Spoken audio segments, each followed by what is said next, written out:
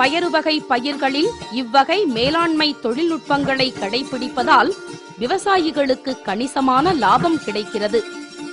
பயிர் வகை உற்பத்தி திறனை தமிழகத்தில் உயர்த்துவதற்காக தமிழ்நாடு வேளாண்மை பல்கலைக்கழகம் தமிழ்நாடு வேளாண்மை துறையுடன் இணைந்து பல்வேறு நடவடிக்கைகள் எடுத்து வருகிறது. உலக வங்கி நிதி உதவியுடன் செயல்பட்டு வரும் நீர்வள மற்றும் நிலவளம் திட்டம் மற்றும் தேசிய உணவு பயிர் பாதுகாப்பு திட்டம் போன்ற திட்டங்களில் பயிர் வகைகளின் சாகுபடி பரப்பளவு மற்றும் உற்பத்தியை வரும் 5 ஆண்டுகளில் 7.36 லட்சம் ஹெக்டேர் மற்றும் 5 லட்சம் டன் உற்பத்தி இலக்கு நிர்ணயிக்கப்பட்டுள்ளது. தமிழக அரசும் வேளாண்மை பல்கலைக்கழகமும் பயிர் உற்பத்தி அனைத்து தொழில்நுட்பங்களையும் விவசாயிகளுக்கு வழங்குகின்றது.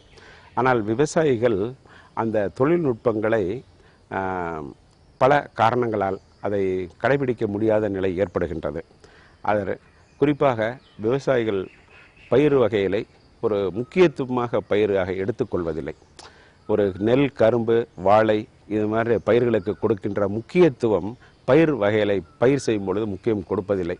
ஏனென்றால் ஒரு 65 நாள் வளரக்கூடிய பயிராக இருக்கின்றதாலும் இது ஒரு கமர்ஷியலாக பண்ணுன்ற அந்த மென்டாலிட்டி விவசாயிகளிடம் இல்லை.